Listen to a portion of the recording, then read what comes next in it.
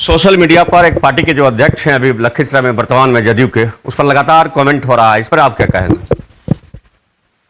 JDU party के जो अध्यक्ष हैं आदरणीय रामानंद मंडल जी, उन पर किसी तरह की कोई टिप्पणी करते हैं तो वो गलत है।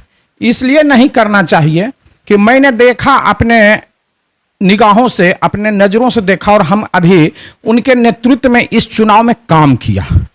वो भरसक प्रयास, ईमानदारी और निष्ठा के साथ किए। लोकसभा में चुनावी फिजा का सितम थम चुका है, यानी लहर थम चुकी है, और लोग वोटिंग करने के बाद कयास लगा रहे हैं कौन जीतेगा कौन हारेगा।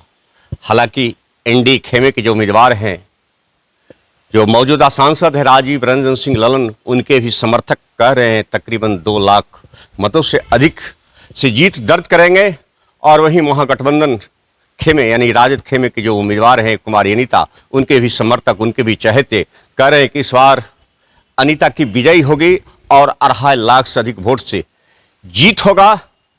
लेकिन इस मामले में सूर्यधरा प्रखंड के उप प्रमुख सुजय कुमार क्या कह रहे हैं? हालांकि चुनाव के दौरान दर्शन भारत न्यूज चुनावी फिजा को भी बिगाड़ने की कोशिश की गई, लेकिन मतदाताओं की सूझबूझ के कारण जातीय संघर्ष नहीं हुआ, वरना अगर जातीय संघर्ष होती तो मुंगेर लोकसभा का फिजा कुछ और होता। इस मामले में सुनिए जो सूरहा के प्रमुख रहे हैं सुजय जी, वो क्या कर रहे हैं। लोकसभा के देवतुल्य मतदाताओं को मैं आपके चैनल के माध्यम से आभार प्रकट करता हूं कि लोकतंत्र के महापर्व में भीषण गर्मी तपिश में भी भारी संख्या में भाग लिए, और आपके दर्शन भारत के जितने भी दर्शक हैं उनको भी मैं अभिनंदन करता हूं, धन्यवाद देता हूं। जहां तक कि आकलन की बात रही, तो इस बार लोकसभा के चुनाव में मुंगेर संसदीय क्षेत्र में राष्ट्रीय जनता दल के सुप्रीमो लालू जी के द्वारा जातीय विषाद बिछाया गया। ये अगरा पिछड़ा के आधार पर वोटिंग हो, और खास करके 90 से 2005 का जो बिहार था, वैसा बिहार का सपना लालू जी फिर देखने का कल्पना किए। लेकिन मुंगेर संसदीय क्षेत्र का जनता के द्वारा, मतदाताओं के द्वारा उसे खारिज कर दिया गया, और आगरा पिछड़ा का प्रभाव नहीं पड़ा। हर वर्ग का, हर क्षेत्र में माननीय सांसद ललन बाबू को वोट मिला, इनके विकास पर वोट मिला। नरेंद्र मोदी जी के द्वारा जो कार्य किया जा रहा है, उस बात कीजिए, नरेंद्र मोदी जी के द्वारा जो कार्य किया जा रहा है उस पर वोट मिला। और आगरा पिछड़ा, आपको यहाँ रोकूंगा कि आप कहते हैं आगरा पिछड़ा के कार्ड नहीं चला, लेकिन हम लोग भी घूम रहे थे, देख रहे थे मुंगेर लोकसभा में इस बार आगरा पिछड़ा का कार्ड ही चला। आप भले इस बात से इनकार करें। आपका कहना अरुंदा जो है, उस बात को मैं मानता हूं कि सामाजिक कार्यकर्ता जिस वर्ग से जो जुड़े हुए वो इसको तुल देने का प्रयास किए। लेकिन खास करके 90 से 2005 में जो पिछड़ा वर्ग, अति पिछड़ा वर्ग जंगल राज में जो प्रताड़ित हुआ है, उसके मद्देनजर आप ईवीएम खुलने दीजिए।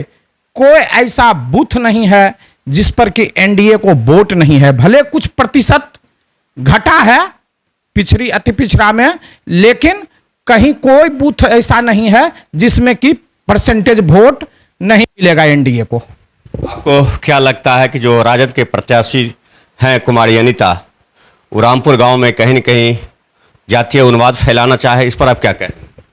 जैसे जब से उनको टिकट मिला, वो प्रत्याशी घोषित हो गई, उसी समय से ऐसा प्रयास की कि मेरे साथ किसी तरह का कोई दुर्व्यवहार हो, ऐसा करे। जिसके लिए आप सुने होंगे कि उनके पति अशोक महतो जी के द्वारा यह भी कहा गया कि मुंगेर को जला देंगे।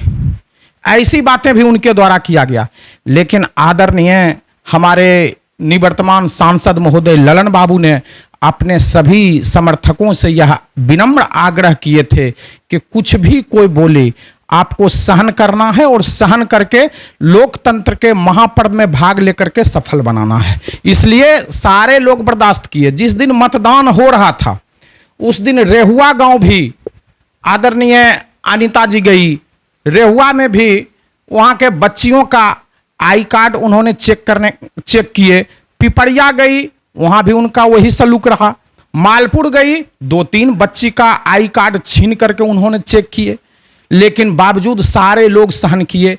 जो रामपुर की घटना हुई है वो घटना होनी नहीं चाहिए थी, लेकिन उसके लिए जिम्मेवार सिर्फ रामपुर गांव के ही लोग नहीं हैं। उसके लिए जिम्मेवार उनको भी संयम बरतना चाहिए था कि आखिर किसी के गांव में जा करके किसी के बूथ पर किसी के बच्ची को खींच करके हम उसका आई कार्ड चेक करें, यह अधिकार, यह नैतिक अधिकार उनको नहीं था। जो भी हुआ वो दुर्भाग्यपूर्ण हुआ और आवेश में गलत निर्णय भी लोग ले लेते हैं। जो हो गया है उसके लिए तो हम लोग भी खेद प्रकट करते हैं कि वो ऐसा होना नहीं चाहिए, लेकिन संयम सभी लोगों को बरतना चाहिए। सोशल मीडिया पर एक पार्टी के जो अध्यक्ष हैं अभी लखीसराय में वर्तमान में जदयू के, उस पर लगातार कमेंट हो रहा है, इस पर आप क्या कहेंगे? जदयू पार्टी के जो अध्यक्ष हैं आदरणीय रामानंद मंडल जी, उन पर किसी तरह की कोई टिप्पणी करते हैं तो वो गलत है। इसलिए नहीं करना चाहिए कि मैंने देखा, अपने निगाहों से, अपने नजरों से देखा, और हम अभी उनके नेतृत्व में इस चुनाव में काम किया। वो भरसक प्रयास, ईमानदारी और निष्ठा के साथ किए कि एनडीए को अधिक से अधिक मैं मत दिला सकूं। अपने सारे उनके जितने संगठन के सिपाही हैं, चाहे प्रखंड अध्यक्ष हैं, पंचायत अध्यक्ष हैं, सब लोग काम किए। लेकिन आप जान रहे हैं कि जब कोई सेंटीमेंट हो जाता है तो हो सकता है कि उनका बात कहीं कहीं लोग नहीं माने, तो उसके लिए वो जिम्मेवार नहीं है। और सिर्फ जदयू के ही जिला अध्यक्ष के बारे में हम नहीं कहेंगे। 5 पार्टी की थी गठबंधन, 5 पार्टी के जो जिला अध्यक्ष हैं, भारतीय जनता पार्टी के भाई दीपक जी हैं, लोक जनशक्ति पार्टी के अजय बाबू हैं, और हम पार्टी के हैं उपेंद्र कुशवाहा जी के पार्टी से विनोद कुशवाहा जी हैं। सारे जिला अध्यक्ष अपने निष्ठा के साथ मेहनत किए, और वो मेहनत जब ईवीएम खुलेगी तो रंग जरूर दिखाएगी, इसमें कहीं कोई दुराई नहीं है। क्या लगता है, महागठबंधन के जो नेता है, कार्यकर्ता, वो दावा कर रहे हैं कि 2 लाख मतों से अधिक जीतेंगे, आपका क्या कहना? दावा तो खैर करते रहते हैं, जिस समय से टिकट मिला उसी समय से। ईवीएम खुलेगा तो 4 जून को दूध का दूध और पानी का पानी हो जाएगा। कहीं दूर दूर तक यह कल्पना नहीं है कि आरजेडी यहां से चुनाव जीतेगी। ये तो बात है दूध का पानी हो, लेकिन आपका आकलन क्या है? मेरा आकलन है कि सूरजगढ़ा विधानसभा से हम बिलोंग करते हैं। सूरजगढ़ा विधानसभा में कुमारी अनिता को 6 विधानसभा में से सूरजगढ़ा में सबसे अधिक वोट मिला है। बावजूद भी सूरजगढ़ा में वह पीछे हैं, बाकी जगह तो वो पीछे है ही। बाढ़ मोकामा टाल में कहा जाए मतलब उनको अच्छा वोट मिला, वो तो उनका मुंगेरी लाल का हसीन सपना है। वोट किनको मिला है वो सब लोग जानते हैं, वो 4 जून को स्पष्ट हो जाएगा। क्या लगता है कि चुनाव तो हो गया, जातीय कार्ड अब भी कुछ लोगों के द्वारा खेला जा रहा है, ये नहीं होना चाहिए? जातीय कार्ड खेलने से कुछ नहीं होगा। आपको याद होगा कि 1990 में जब सरकार बनी थी तो जंगल राज का आगाज हुआ था, और 95 में एनडीए बनी थी। 95 में जब एनडीए बनी तो जॉर्ज साहब के नेतृत्व में, और हमारे प्रधानमंत्री थे उस समय श्रद्धेय अटल बिहारी वाजपेयी जी, जॉर्ज फर्नांडिस जी संयोजक थे एनडीए के, नीतीश कुमार जी, ललन बाबू, और खास करके भारतीय जनता पार्टी के नेता बिहार में थे उस समय सुशील कुमार मोदी जी।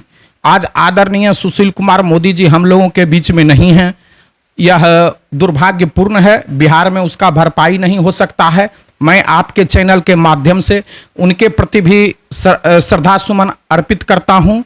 और वो जो एनडीए की टीम थी, आपको याद होगा कि सारा जात पात भूल करके जिस वर्ग से हम लोग बिलोंग करते हैं। 3 बार आदरणीय ब्रह्मानंद मंडल जी को लोकसभा का सदस्य बनाने का काम मुंगेर की जनता की थी। वह परिसीमन से पहले की बात हम कर रहे हैं। उसके बाद सूरजगढ़ा विधानसभा में प्रेम रंजन पटेल जी को सवर्ण समाज एग्रेसिव होकर के 4 बार वोटिंग करने का काम किया, जिसमें कि 2 बार उनको सफलता भी मिला और नेतृत्व भी किए। और वो दिन आज भी नहीं भूला है, न पिछड़ा समाज भूला है, न अति पिछड़ा भूला है, न सवर्ण समाज भूला है। इसलिए अगरा पिछड़ा कार्ड बिहार में चलने वाला नहीं है। 90 से 2005 का कार्यकाल लोगों को याद है, वह भूला नहीं जा सकता है।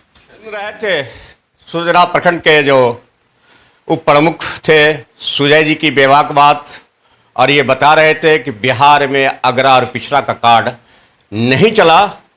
ये तो इनका मत है, इनकी राय है, और अगरा पिछड़ा की राजनीति होनी भी नहीं चाहिए। लेकिन हकीकत है इस बार मुंगेर लोकसभा में अगरा और पिछड़ा की राजनीति की गई, और कहीं न कहीं इस मामले में कुमारी अनीता सफल रही।